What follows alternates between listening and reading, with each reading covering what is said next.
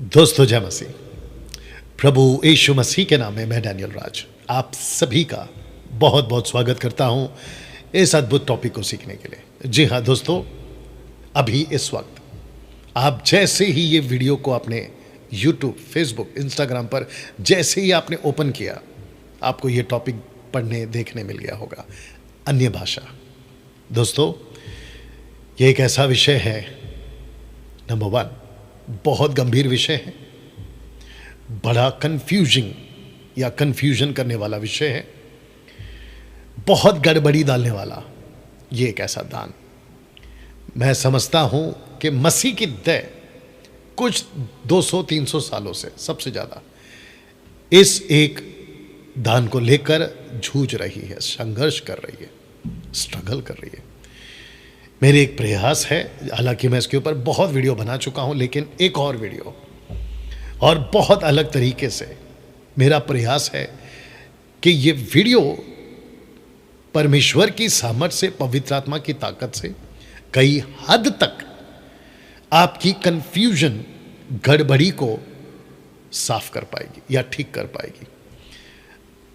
जो लूसीफर का ट्रैप है जिसमें कई लोग फंस गए, बड़े बड़े लोग फंस गए हैं।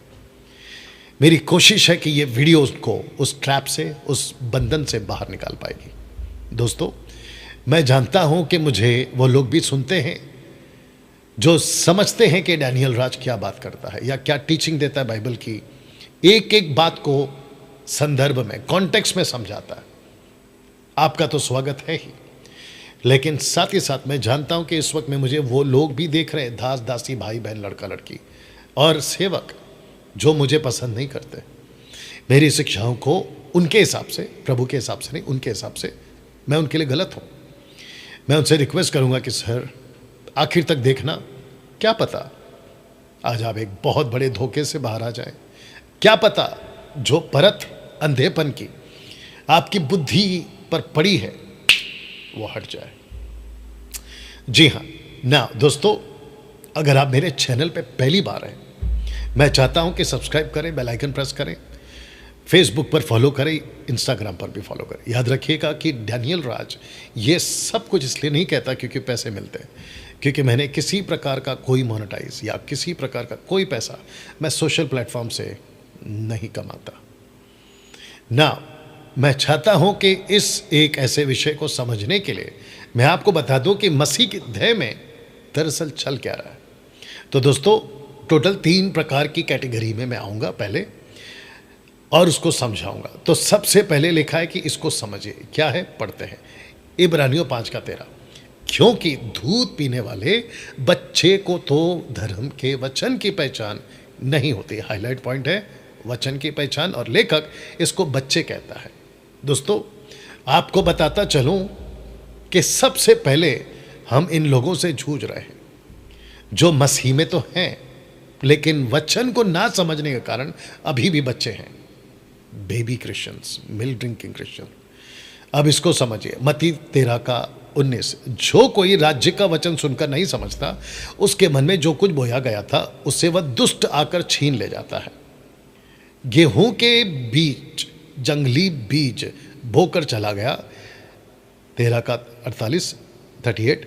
जंगली बीज दुष्ट की संतान है। दोस्तों, यह है दूसरा कैटेगरी। तीसरा, अंत में इसको समझना होगा, 13:23। जो अच्छी भूमि में बोया गया वह यहां है जो वचन को सुनकर समझता है। तो दोस्तों, जिसके चलते हमको और आपको यह समझना होगा, तो इसका मतलब यह हुआ, जैसा लिखा पढ़ के बता रहा हूं, कि आज मसीह समाज में 3 तरह के ईसाई लोग पाए जाते हैं। एक, बच्चा ईसाई; दूसरा, दुष्ट ईसाई; तीसरा, सच्चा ईसाई। और तीनों के वचन आपके लिए मैंने पढ़ भी दिया हूं और साथ में रख दिया हूं ना। दोस्तों, हम ये 3 तरह की कैटेगरी में आते हैं। या तो इस वक्त में आप जब मुझे देख रहे हैं, आप एक बच्चा मसीह की कैटेगरी में हैं, या तो आप दुष्ट ईसाई के कैटेगरी में हैं, या तो आप सच्चा ईसाई की कैटेगरी में ना। दोस्तों, बच्चा ईसाई आज मसीह की दया में 50%, दुष्ट ईसाई 40%, सच्चा ईसाई 10%। आप देख लीजिए आपके स्क्रीन के ऊपर। तो जिसके चलते अन्य भाषा का एक ऐसा टॉपिक जब मैं प्रीच करता हूँ, टीच करता हूँ, तो जो वचन को नहीं समझते, मैं माफ़ी चाहता हूँ, पीछे जा रहा हूँ, जो वचन को नहीं समझते, जिसको लेखक बच्चा कह रहा है, ऐसे लोग जो वचन को नहीं समझते, देख लीजिएगा, वचन की जिनको पहचान नहीं है, ये मुझे और मुझ जैसे 10% को कभी नहीं समझ पाएंगे। यही वजह है कि फेसबुक और यूट्यूब पर या फिर व्हाट्सएप पर या फिर कलीसियाओं में मेरे नाम पर अनाउंसमेंट तक होते कि डैनियल राज की वीडियो मत देखो। क्यों? क्योंकि ये वो लोग हैं या वो कैटेगरी हैं जिनको मैंने 50% की कैटेगरी में रखा है। ये देख लीजिएगा, ये नहीं समझते और इनको लगता है कि मैं गलत सिखा रहा हूँ। तो दिक्कत क्या है? वचन की पहचान ना होने के चलते। दूसरा, दुष्ट ईसाई। दोस्तों, ये वो लोग हैं जो मसीह में तो हैं, लेकिन इनके अंदर गलत बीज बो दिया गया है। एक, जो बच्चे हैं नहीं समझते, अनाप शनाप कुछ भी बोल देंगे। दूसरा, दुष्ट ईसाई, जिनके अंदर ही गलत बीज है। ये लूसीफर के सेवक हैं, जिसको मैं भी रखूंगा आपके बीच में, जिसके चलते दोस्तों ये दो लोगों से हम जूझते हैं, सामना करते हैं। कौन? ये 10%, जिसमें मैं अपनी गिनती करता हूं ना। दोस्तों, दुष्ट ईसाई की कुछ बातें आपके बीच में रख देता हूं। इफिसियों 6:12 लिखा है, क्योंकि हमारा यह मल्ल युद्ध लहू और मांस से नहीं है, परंतु प्रधानों से, अंधकार के अधिकारियों से, इस संसार के अंधकार के हाकिमों से, दुष्टता की आत्मिक सेनाओं से जो आकाश में है। अब इसको पढ़िएगा 13। इसलिए परमेश्वर के सारे हथियार बांध लो कि तुम बुरे दिन में सामना कर सको और सब कुछ पूरा करके स्थिर रह सको। तो इसका मतलब ये हुआ कि जो हमारी लड़ाई है, आत्मिक लड़ाई, किसी मनुष्य से नहीं है। मैं आपको साथ ही साथ बता दूं, बहुत ध्यान से सुनिएगा, जितने लोग अभी इस वक्त में मुझे देख रहे हैं और जुड़ चुके हैं, आपको बता दूं कि आप लोगों को जब मैं टीच करता हूं तो आप लोगों को मुझसे दिक्कत नहीं है, आपको दिक्कत है इस शिक्षा से। वैसे ही जब मैं शिक्षा देता हूं, आप मेरे विरोध में आते हो, तो मुझे आप लोगों से दिक्कत नहीं है। आप लोगों के अंदर जो स्पिरिट काम कर रही है ना, उससे दिक्कत है। तो जिसके चलते दोस्तों ये दुष्ट ईसाई आज दुष्ट मसीह, आज मसीह की देह में 40% है। सच्चा ईसाई मत्ती 13:23 के अनुसार जो 10% है, उसको अपने अस्त्र शस्त्र तैयार करने होंगे। जिसके चलते दोस्तों मैंने ये स्लाइड फेसबुक और यूट्यूब पर डाला था, अगर आपको याद होगा। लिखा है, पूरी ताकत लगा दूंगा लेकिन नहीं बनने दूंगा आराधना का जरिया हारून के गाय के बछड़े को, नहीं बनने दूंगा आराधना का जरिया पीतल के सांप को। तीसरा, और नहीं बनने दूंगा शैतान की भाषा रबा रबा और शबा शबा को पवित्र आत्मा की भाषा। जी, आपने ठीक सुना, ठीक देखा, ठीक समझा। दोस्तों, आपको बताता चलूं, जिसको मैं आगे जाके इसको और भी साफ करूंगा, कुछ ऐसी स्पिरिट्स, ऐसी आत्माएं मसीह की देह में कार्य कर रही हैं, जिसके लिए ये वचन पढ़वा रहा हूं। 2 तिमोथी 3:13 लिखा है कि दुष्ट और बहकाने वाले धोखा देते हुए, धोखा खाते हुए बिगड़ते चले जाएंगे। मेरा प्रश्न ये होगा आप लोगों के लिए कि 6 लाख या 18 लाख, 6 लाख पुरुष, 6 लाख पत्नी, 6 लाख बच्चे, 18 लाख, इनको धोखा किसने दिया? उस एक आदमी ने, जिसका नाम है हारून, मूसा का बड़ा भाई। कौन था वो? High priest. कौन था वो? नबी, प्रॉफिट। पीतल का सांप मूसा ने बनाया। क्यों? ताकि तुम उसको देखो और बचो। एक जरिया, वो जरिया चंगाई के लिए, वो जरिया तुम्हारी आशीष के लिए। लेकिन लोगों ने जरिए को इंपॉर्टेंट दिया, ना कि जहां से तुम्हारी आशीष आती है या चंगाई आती है, उसको नहीं दिया इंपॉर्टेंट, परमेश्वर को नहीं दिया। वैसे ही लोगों ने क्या किया? परमेश्वर को त्याग दिया, परमेश्वर को नहीं समझ रहे, लेकिन ये जो नीचे ना रबा रबा शबा शबा, इसको इंपॉर्टेंट बना दिया है। कहते हैं, इनकी कुछ कुछ ऐसी मूर्खता की स्टेटमेंट से आगे रखूंगा अभी, अब इसे आपको मैं सिर्फ बिल्डअप करने के लिए बता दे रहा हूं।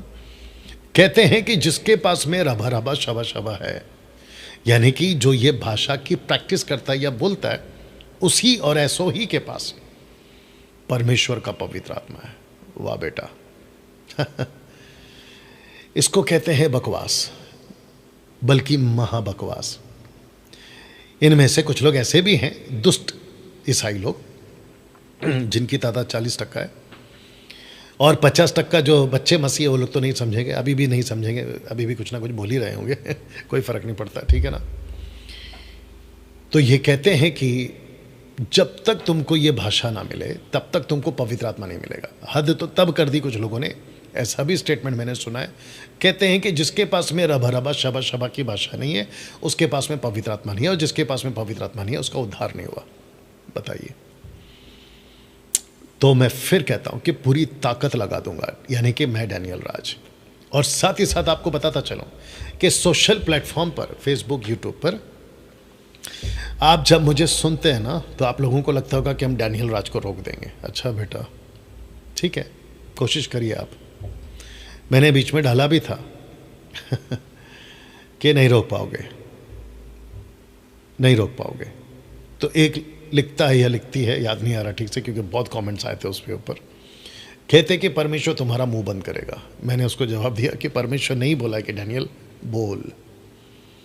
जैसे पौलुस को कहा था एक्ट चैप्टर 18:9 में, बोलता जा, चुप नहीं रहना, वैसा मुझे कुछ 4 साल से 2020 से बिल्कुल साफ आवाज़ और बिल्कुल साफ अगुवाई परमेश्वर की आत्मा के, जब सब कलीसिया बंद हो गई थी, जहाँ सब ठंडे पड़ गए थे, जहाँ सब के सब असमंजस में थे कि अब क्या होगा, अब क्या होगा, कौन मर रहा है, कौन जिंदा, एक प्रकार का केओस, हाहाकार मचा हुआ था। ऐसे टाइम पे परमेश्वर ने खड़ा किया, और जितनी गंदगी फैली थी ना गलत शिक्षाओं की, और जो एक प्रकार का मार्केट चल पड़ा था, पैसा कमाओ पैसा कमाओ, लूटो लोगों को, कलीसियाओं को, दशमांश के नाम पे, आशीष के बीज के नाम पे, उन सब की मैं समझता हूँ कईयों की दुकान बंद करा दी परमेश्वर ने, या मैं उसकी आवाज़ ज़रूर बना, ये बात सच है। तो नॉट पॉसिबल, क्योंकि जिसको परमेश्वर खड़ा करता है उसको कोई नहीं रोक सकता, ये बात तो सच है। तो दोस्तों, पूरी ताकत लगा दूंगा, लेकिन नहीं बनने दूंगा गाय के बछड़े को आराधना का जरिया, नहीं बनने दूंगा पीतल के सांप को आराधना का जरिया, और ना ही बनने दूंगा रबा रबा और शबा शबा को पवित्र आत्मा की भाषा। मेरी पूरी ताकत लगा दूंगा, लेकिन मैं ये बताता रहूँगा कि रबा रबा शबा शबा पवित्र आत्मा की भाषा नहीं है, नहीं है, नहीं है, फाइनल ना। इस वचन के हिसाब से धोखा खाते जाएंगे, बिगड़ते चले जाए, बड़ी तादाद में बिगड़ते जाएंगे। प्रश्न है क्यों, ऐसा क्या होगा? नाउ रख रहा हूँ 1 तिमोथी 4:1, परंतु आत्मा स्पष्टता से कहता है कि आने वाले समयों में कितने लोग बरमाने वाली आत्माओं और दुष्ट आत्माओं की शिक्षाओं पर मन लगाकर बहक जाएं। कितने ही लोग, कितने ही लोग। आप जानते हैं कि कुछ 200-300 सालों से मसीह की देह इस अन्य भाषा से जूझ रही है, स्ट्रगल कर रही है, संघर्ष कर रही है। बड़े बड़े पास्टर्स, बड़े बड़े सेवक, बड़े बड़े अपोस्तल्स, बिशप टाइप का नाम लगाकर, अपोस्तल टाइप का नाम लगाकर कलीसिया को पागल बना रहे इस रबा रबा शबा शबा के पीछे, और ऐसी सीख देते, कहते कि सुपर नेचुरल पावर हमारे पास में है। एक विचित्र प्राणी है, अपोस्तल लगाता है अपने नाम के पहले, समझ गए होंगे आप लोग। कहते हैं कि जो रबा रबा नहीं बोलता वो नेचुरल प्रार्थना है, लेकिन जो रबा रबा बोलता है वो सुपर नेचुरल प्रार्थना है। वाह बेटा सोच के देखिए आप, क्या लेवल की मूर्खता है ऐसे लोगों की। गुस्सा है ऐसे लोगों पर, गुस्सा तो आता है, लेकिन साथ ही साथ तरस आता है उन लोगों के फॉलोअर्स पर। जब मैं ऐसी कुछ बात करता हूं तो कहते हैं कि तो बड़ा सेवक गलत कैसे हो सकता है। अच्छा, तो मत्ती 24:24 कैसे भूल गए आप लोग, जहां यीशु कहता है कि चुने हुए तक बरमाए जाएंगे। चुने हुए, हारून कौन था? बड़ा पास्टर था, कैसे फंस गया? मेरे पास में टाइम नहीं है ये लिस्ट बताने की कि कौन सा सेवक कब ठोकर खाए, इसलिए यीशु कहता है धन्य है वह जो मेरे कारण ठोकर ना खाए, मत्ती 11:5। लूका 17 क्या कहता है? ठोकरों का लगना जरूरी है, पर हाय उस पर जिसके कारण ठोकर आती है। भला होता कि चक्की का पार्ट उसके गले में डालकर उसको समंदर में छोड़ दिया जाता। दूसरे शब्दों में ऐसे लोगों की भरमार बहुत है, तो धोखा नहीं खाना। देखिए, पास्टर कितना बड़ा है वो मत देखो, उसके पीछे भीड़ कितनी है वो मत देखो, वो वचन के साथ में कैसा है पहला वो देखो, क्योंकि बाइबल खुद कहती है परखो, एक एक को परखो ना। दोस्तों, मैं चाहता हूं कि ये पहले पोस्टर देखिए, पवित्र आत्मा की शिक्षा को समझना होगा और दुष्ट आत्माओं की शिक्षा को समझना होगा। क्योंकि इस वचन के आधार पर दुष्ट आत्माएं की शिक्षा, पवित्र आत्मा खुद कहता है, पिन्योमा खुद कहता है कि आने वाले दिनों में दुष्ट आत्माओं की शिक्षा बड़ी तेजी से फैलेगी ना। दोस्तों, पहला यूहन्ना 4:1, हे प्रियो, हर एक आत्मा की प्रतीति ना करो, वरना आत्मा को परखो कि वे परमेश्वर की ओर से हैं कि नहीं, क्योंकि बहुत से झूठे भविष्यवक्ता जगत में निकल खड़े हुए हैं। दूसरा पत्र 2:1, जिस प्रकार उन लोगों में झूठे भविष्यवक्ता थे, उसी प्रकार तुम्हें भी झूठे उपदेशक होंगे। नाश करने वाले पाखंड का उद्घाटन छिप छिप के करेंगे और उस स्वामी का, यानी कि यीशु का, जिसने उन्हें मोल लिया है, इनकार करेंगे और वे अपने आप को शीघ्र विनाश में डालेंगे। या दूसरा यूहन्ना 1:9, जो कोई आगे बढ़ जाता है, मसीह की शिक्षा में बना नहीं रहता, उसके पास परमेश्वर नहीं, और जो कोई उसकी शिक्षा में स्थिर रहता है, उसके पास पिता भी है और पुत्र भी है। तो दोस्तों, सारा खेल शिक्षा का है। उद्धार पाकर भी आप नरक जा सकते हो गलत शिक्षा के चलते, गलत पास्टर के हाथ में पढ़कर, गलत डॉक्ट्रिन के हाथ में पढ़कर। ये बड़ा गंभीर विषय है। तो इधर गाय का बछड़ा, इधर पीतल का सांप, और इधर रबा रबा शबा शबा। तो इन सब के पीछे कौन है? शैतान। इन सब के पीछे है शैतान। स्पीकिंग इन जिब्रिश ये एक ऐसी प्रैक्टिस है जिसका परमेश्वर के राज्य से कोई लेना देना नहीं है। अब मैं चाहता हूं कि इसको मैं कुछ सेकंड तक रख रहा हूं, और मैं चाहता हूं कि आप लोग इसको बड़े ध्यान से देखें और बात को समझें। मैं इसको समझाने जा रहा हूं।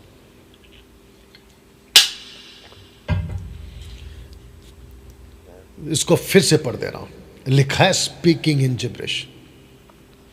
यह एक ऐसी प्रैक्टिस है जिसका परमेश्वर के राज्य से कोई लेना देना नहीं। डंके की चोट पे बोल रहा हूं। ऐसी कोई प्रैक्टिस ना पतरस ने कराई, ना पौलुस ने कराई, ना तिमोथी ने कराई, ना किसी ने, ना यीशु ने, और ना ही बाइबल में ऐसी कोई प्रैक्टिस की बात की गई।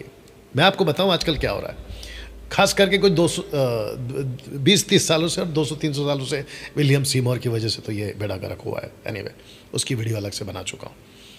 ये आते हैं आपके कानों में, फुसफुस करते हैं, कहते हैं रबा रबा रबा रबा रबा रबा, शबा शबा शबा शबा, ऐसा बोलो, बोलते जाओ बोलते जाओ बोलते जाओ बोलते जाओ। बकवास, बाइबल में कहीं नहीं लिखा ऐसा।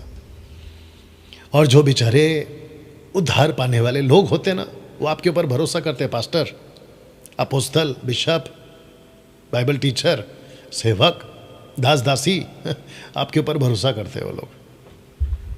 और उनको लगता है कि ये जो मेरा पास्टर है या पास्टर नहीं है, ये बिल्कुल मुझे परमेश्वर के वचन से। और वो धोखा क्यों खाते पता? क्योंकि तुम बाइबल सामने रखते हो। तुम बाइबल सामने रखते हो। लूसीफर ने भी, बहुत ध्यान से सुनना, जो इनके चर्च के मेंबर्स, अगर आपके हाथ में मेरी वीडियो लग गई, ये बात अलग है कि ये लोग लगने नहीं देंगे। ये लोग बड़े चालाक हैं। ये पास्टर कहते हैं, ये लोग कहते हैं जिब्रिश वाले कि डैनियल राज की वीडियो नहीं देखना, क्योंकि इनको खुद को पता है इनकी औकात तो नहीं है मेरे सामने आने की। नंबर 1। नंबर 2, मैंने जब डिबेट का प्रोग्राम रखा था तो इनमें से एक भी नहीं आया। नंबर 3, इनको अच्छे से पता है कि अगर ये लोगों ने डैनियल राज की वीडियो देख ली ना जिस दिन, उनकी आंखें खुल जाएंगी। तो इनको डर है, और इनको अच्छे से पता है कि अगर ये बंद हो गया और ये इसकी आंखें अगर खुल गई, किसकी? उस विश्वास की जिसका उद्धार हुआ है, तो सबसे पहला वो चर्च आना बंद कर देगा। दूसरा, उसका जो वेतन का आता है ना 10%, वो बंद हो जाएगा। तो फिर इनका जो दुकान चलता है ना पैसों की वजह से, या इनका जो भी चलता है, वो फिर कैसे चलेगा? एक आदमी है जिसका नाम है मनोज शाहू। उसने एक वीडियो बनाई थी और थंबनेल डाला था कि 21वीं सदी में डैनियल राज इतना बदनाम प्रचारक क्यों? बेटा तुमको तो हमने बुलाया था लेकिन तुम नहीं आए। उस दिन भी बोला था, आज फिर बोलता हूँ क्योंकि बीच में याद आ गया। मैं बदनाम सेवक बिल्कुल हूँ। कहाँ? इन गुनहगारों की दुकान में। मैं बदनाम क्यों हूँ? इन चोरों के बाजार में। मुझे कौन पसंद नहीं करता? ऐसे लोग। और मुझे ये बदनामी पसंद है, और मुझे ऐसा टाइटल पसंद है इन लोगों के बीच में। लेकिन कभी आओ आप हमारी दुनिया में, जहाँ 10% खरे प्रचारक हैं, जहाँ 10% खरे लोग हैं, जहाँ 10% बाइबल को कॉन्टेक्स्ट में पढ़ते हैं, उस बाजार में एक दिन आओ, उस दुकान में एक दिन आओ, उस दुनिया में एक दिन आओ, तब तुमको पता चलेगा।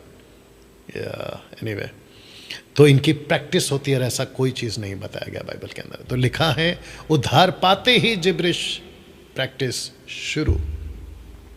रेफरेंस कौन सा देते हैं वो देख लीजिए उधर। 1 कुरिन्थियों 14:2 कहते हैं कि जो बोलता है, आप चित्र देखिए, मुझे कहीं से मिल गया ये चित्र और मैंने आपको समझाने के लिए इसका इस्तेमाल किया है, ठीक है ना? अदरवाइज दूसरा कोई मेरा मकसद नहीं है इस फोटो का। 1 कुरिन्थियों 14:2 कहते हैं कि देखो जो बोलता है समझता नहीं है, इसीलिए तुम क्या करो, बोलते जाओ बोलते जाओ बोलते जाओ। अच्छा, लोग पूछते भी हैं, बेचारे जो नए लोग आते हैं उधार पाते हैं, वो पूछते भी हैं कि पास्टर जी हम ये जो बोल रहे हैं हमको समझ में तो नहीं आता। तो जो दुष्ट आत्मा जो उसके अंदर घुसा है ना, वो क्या कहती है, उससे कहलवाती है कि इसको बोलो, समझने की ज़रूरत नहीं है, तुमको जैसा ठीक लगता है बोलते जाओ बोलते जाओ। अच्छा, आपको ये बात और बता दो कि ये एक प्रकार की ऐसी प्रैक्टिस है जिसमें लोगों को खूब मज़ा आता है। आप चित्र देख लीजिए, आपको पता चले। पता है क्यों? क्योंकि एक होता है ना ख्याली दुनिया, इसको ऐसा कहते हैं कि अपनी एक दुनिया अलग से बना लेते हैं। फैक्ट अलग है, सच्चाई अलग है, और ख्याली दुनिया एक अलग है। तो ऐसी दुनिया में ये लोग चले जाते हैं। और कुंडलिनी, अगर यूट्यूब पे अगर आप डालोगे कुंडलिनी, और साथ ही साथ एक और एक्टिविटीज़ चलती है जिसको कहते हैं लाइट लैंग्वेज। आप जाके टाइप करिए, यूट्यूब पे मिल जाएगा। तो ऐसे लोग हैं, ये बंद कमरे में सफ़ेद कपड़े में ये लोग खुद को बंद कर लेते हैं। इनका कोई बाबा टाइप का होता है, जैसे इनका अपोस्तल, प्रॉफिट, ऐसा टाइप के, पास्टर टाइप के जो होते हैं, वो क्या करते हैं, इन लोगों को ये प्रैक्टिस करवाते हैं, बस उसी दुनिया में मगन। और सच्चाई के बाहर एक अलग दुनिया में चले जाते हैं, वचन के बाहर एक अलग दुनिया में चले जाता है, और इनको लगता है कि कितना मज़ा आ रहा है। और जब हम इनको सच्चाई का सामना करवाते हैं तो कहते हैं हे ये तो शैतान का आदमी है, यानी कि डैनियल राज तो गलत है, शैतान का आदमी है। बताइए, उल्टा छोर आगे बोल दीजिए अगर आपको पता है, कोतवाल को डांटे, ये वो वाला किस्सा है। तो दोस्तों, एक चित्र और रखा, इसको कहते हैं पवित्र आत्मा का मज़ा। मैं चाहता हूँ कि चित्र को जितना हाई रेजोल्यूशन मुझे मिल पाया मैंने आपके लिए रखा हूँ। ये क्या तमाशा है, आप खुद ज़रा सोचिए, अगर आप एक बाइबल के सही जानकार आदमी हैं। हाँ, ये उठ पटंग वालों को तो नहीं समझ में आएगा, खैर जिस दिन प्रभु इनकी आंखें खोलेगा उनको समझ आएगा, लेकिन आप खुद सोचिए क्या चल रहा है। वाह, बाइबल को पढ़ते वक्त ओल्ड टेस्टमेंट से New Testament, Genesis to Revelation, हमको पता चलता है कि परमेश्वर इतना सिस्टमेटिक है, एक्सक्यूज मी, इतना सटीक है और इतना ऑर्गेनाइज्ड है, और क्या बोले, मतलब परमेश्वर डिसिप्लिन में चलता है। मैं रखूंगा गड़बड़ी वाला कॉन्सेप्ट। तो ऐसे कैसे कर सकता है पवित्र आत्मा, कैसे? चलिए, अगर कोई चीज कर रहे हैं, अगर उसका रिजल्ट हमको दिखता है कि भाई ऐसा किया तो ऐसा है, चलो बाइबल के बाहर भी इन लोगों के हिसाब से अगर बात भी करें, ऐसा किया तो ऐसा ये रिजल्ट आया, लेकिन दिक्कत की बात यह है कि रिजल्ट भी तो नहीं आता है, क्योंकि यहाँ पे एक हफ्ता लोटपोट हो रहे होते हैं, कहते हैं कि हमको मिल गया, कुछ अच्छा मिल गया, अगले हफ्ते फिर लोटपोट। अच्छा, जब ये होश में आते, अच्छा पहली बात तो इनको पूछो कि भाई तुम क्या कर रहे थे, पता है? बोले नहीं पता क्या कर रहे थे। बोले तुम नीचे गिरे, पता है? बोले नहीं पता हमको क्या। इसको कैसे कह सकते हैं? अच्छा, जब ये होश में होते तब इनको बोलो कि भाई आपका जीवन कैसा है, बोला बस वही स्ट्रगल कर रहे हैं, पाप से, गलत विचारों से, सांसारिक जीवन से। तो मेरा प्रश्न उठता है कि फिर ये सब क्या था? अगर इसको कहते पवित्र आत्मा मिला और आपको इतना कुछ ताकत मिल गई, तो फिर आप तो अपना मसीह जीवन तो सुपर नेचुरल तरीके से जियोगे, लेकिन सिलसिला तो वही चल रहा है। बीच में मैंने जब इसके बारे में बात कर रहा था, आपको याद होगा, जिसकी वीडियो कम से कम 2 लाख 2.5 लाख के आसपास पहुंच गई है फेसबुक के ऊपर, तो उनमें बहुत लोगों ने कमेंट किया था, कहते हैं कि आपको नहीं पता चलेगा कि ये सब क्या है क्योंकि तुमने इसको चखा नहीं है। ए पागल, मुझे ऐसी चीज़ें चखनी भी नहीं है, तेरे को मुबारक हो। मुझे नहीं चखना है इसको, क्योंकि ये बकवास है, क्योंकि परमेश्वर का आत्मा ऐसा कभी नहीं कराता। तो तब जाकर मैंने लिखा है कि इसको कहते हैं पवित्र आत्मा का मजाक, क्योंकि पवित्र आत्मा कभी किसी को नीचे नहीं गिराता। और ऐसी हरकत, लोटपोट, कपड़े का ढंग नहीं, आदमी किसी के ऊपर पैर रख रहा है, चीख रहा है, चिल्ला रहा है, बेकाबू हो रहा है, इसको नहीं कहते पवित्र आत्मा। थोड़ा दिमाग लगाओ। आप स्वाभाविक तौर पे, नेचुरली तौर पे भी अगर सोचोगे ना, आपके घर पे गेस्ट आए, आपका छोटा बच्चा लोटपोट हो रहा है, आप क्या करते हो? सट करके मारते हो, हे क्या कर रहा है, मेहमान बैठे तो ये बदतमीजी क्यों कर रहा है? सोच के देखिए, आपका परमेश्वर ऐसा क्यों करवाएगा? मेरे दिमाग में बहुत सारे एग्जाम्पल्स आ रहे हैं, लेकिन मैं वीडियो को जितना शॉर्ट रखना चाहूँ रखूँगा ना। दोस्तों, जब ये कुछ हो रहा है तो कल्पना कीजिए यीशु यहाँ है। क्या यीशु जो आपके अंदर है, क्या वो ऐसी हरकत करेगा? मतलब यीशु आपके अंदर है और आप नीचे लोटपोट हो रहे, मतलब यीशु लोटपोट हो रहा है। बताइए, आप जोर जोर से चीखते हैं, आपको पता तक नहीं है कि आप क्यों चीखते हैं, क्योंकि जब आपको होश आता है तो लोग आपको कहते हैं कि आप चीख रहे थे, आप चिल्ला रहे थे, आप गिर रहे थे, आप रो रहे थे, आप हंस रहे थे। तो क्या यीशु ये सब करेगा? सोच के देखिए। आप हम 4 किताबें पढ़ते हैं, मत्ती, मरकुस, लूका, यूहन्ना। मत्ती में 28 है, मरकुस में 16 है, लूका में 24 है, यूहन्ना में 21 अध्याय है। इनमें कहीं पर भी हम यीशु को ऐसा, पवित्र आत्मा को ऐसा, पतरस को ऐसा करते हुए नहीं पाते। तो ये प्रैक्टिस आई कहाँ से? तो जिसके चलते लिखा है कि स्पीकिंग इन जिब्रिश कहाँ से आया? यहाँ से आया। 1 कुरिन्थियों 4:2। इस एक वचन को उठाकर लोगों ने क्या किया? बोला समझ में तो नहीं आता है, क्योंकि पौलुस ने कहा है, मैं रखूंगा अभी, पौलुस ने कहा है इसलिए बोलते जाओ। तो इसको कहते हैं अनबिब्लिकल, नॉन बिब्लिकल। वचन के बाहर एक ऐसी प्रैक्टिस है जिसको लोग 200-300 सालों से तो चले आ रहे, विलियम सीमोर से, लेकिन अभी 20-30 सालों से तो बड़ा जोर पकड़ा हुआ है।